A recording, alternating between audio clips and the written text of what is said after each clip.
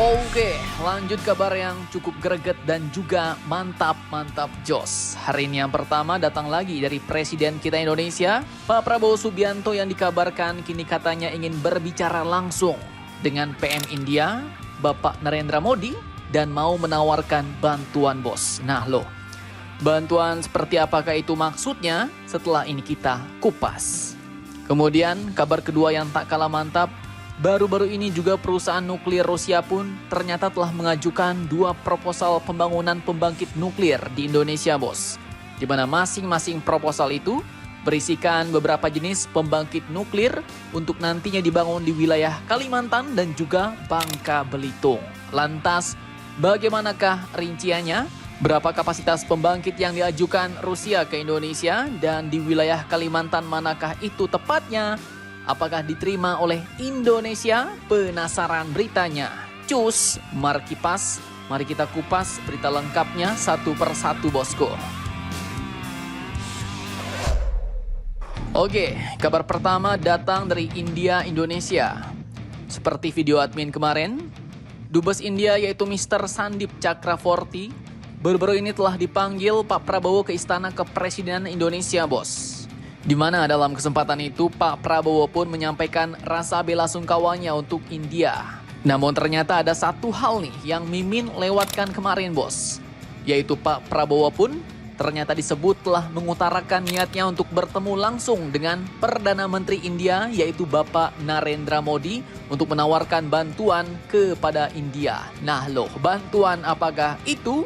Oke, jadi admin kutip dari Tempo.co. Hal ini pun ternyata diungkapkan langsung oleh Dubes India, Mr. Sandip Chakravorty, setelah bertemu dengan Pak Prabowo tanggal 30 April kemarin, bos. Beliau katakan bahwa Pak Prabowo juga akan berbicara langsung dengan Perdana Menteri India, Narendra Modi untuk menawarkan bantuan mediasi. Ia katakan, beliau akan berbicara ke Perdana Menteri saya, ujar Dubes India. Nah loh, jadi sesuai dengan pernyataan Dubes India ini, maka kita ketahui akan ada rencana Pak Prabowo untuk berbicara langsung nih, bos, dengan PM India Bapak Narendra Modi. Entah itu lewat sambungan telepon atau bertemu langsung, admin pun kurang tahu. Namun yang jelas tujuannya kali ini adalah untuk menawarkan bantuan mediasi. Mediasi artinya Pak Prabowo pun menawarkan pihak Indonesia untuk menjadi juru damai atau penengah antara India dan Pakistan yang kini mulai terancam perang akibat serangan kelompok bersenjata di daerah Kashmir kemarin, bos. Dan jika diterima oleh kedua belah pihak, yaitu diterima oleh India dan Pakistan, maka kemungkinan Pak Prabowo bersama dengan tim mediasi Indonesia pun mungkin bisa saja berangkat ke India dan Pakistan untuk meyakinkan kedua belah pihak dan menekan perjanjian damai antara India-Pakistan. Mantap jos. Nah, harapannya ya, semoga niat baik Pak Prabowo ini, yaitu agar Indonesia menjadi juru damai antara India dan Pakistan, bisa berhasil sebelum terjadi perang skala besar antar kedua negara ya, bos. Amin.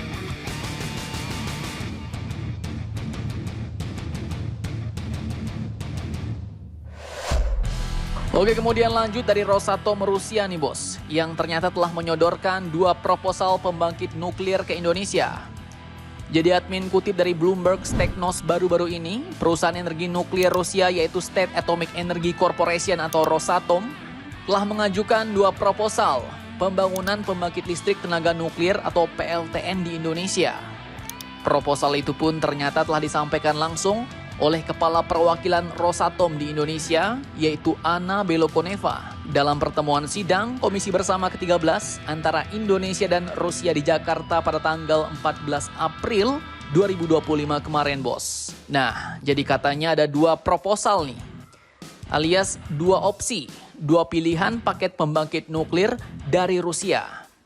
Di mana opsi yang pertama, Rosatom pun katanya mengajukan pembangunan PLTN modular atau Small Modular Reactor di daerah pedalaman dan juga PLTN dengan skala besar di Indonesia. Nah, untuk Small Modular Reactor atau pembangkit nuklir skala kecil, Rosatom pun berencana akan membangunnya di Kalimantan Barat, bos, dengan kapasitas 3 unit kali 110 MW. Di mana unit pertama akan dibangun pada tahun 2032, unit kedua pada tahun 2033 dan unit ketiga dibangun pada tahun 2035. Dan biaya rata-rata listrik atau levelized cost of energy dari pembangkit ini adalah sekitar 85 US dollar per megawatt hour sampai dengan 95 US dollar per megawatt hour. Dan lanjut selain itu juga akan dibangun PLTN skala besar. Katanya di opsi pertama ini Rosatom juga akan membangun PLTN ini di Bangka Belitung dengan kapasitas 2 kali 1200 megawatt dan di Kalimantan Selatan dengan kapasitas yang sama yakni 2 kali 1200 megawatt. Jadi ada 4 PLTN skala besar, bos. Dengan biaya rata-rata setrum atau listriknya adalah di rentang 65 US dollar per megawatt hour sampai dengan 75 US dollar per megawatt hour. Nah, itu proposal yang pertama. Jadi 3 unit yang kecil di Kalbar dan PLTN skala besar di Babel dan juga Kalimantan Selatan.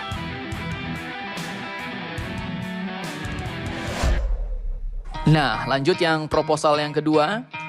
Jadi ini opsi paket pembangkit nuklir yang kedua, bos. Rosatom Rusia pun juga menawarkan untuk membangun PLTN terapung di Kalbar dengan kapasitas 2 kali 110 megawatt.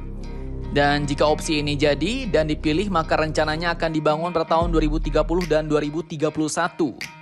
Adapun tarif listrik yang diperkirakan adalah di rentang 150 US dollar per megawatt hour sampai dengan 190 US dollar per megawatt hour.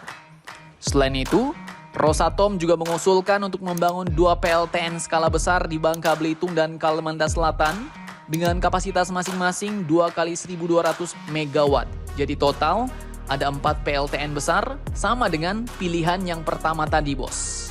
PLTN tersebut akan dibangun secara bertahap mulai pada tahun 2037 untuk unit 1, 2038 unit 2, 2039 unit 3, dan 2040 unit keempat. Dan Rosatom pun mengajukan perkiraan tarif listriknya yaitu sekitar 65 US dollar per megawatt hour sampai dengan 75 US dollar per megawatt hour. Dan kedua proposal pengembangan nuklir untuk Indonesia yang disampaikan Rosatom ini pun memiliki kapasitas terpasang mencapai 5 gigawatt sampai dengan 2040 mendatang, bos. Mantap, mantap, jos.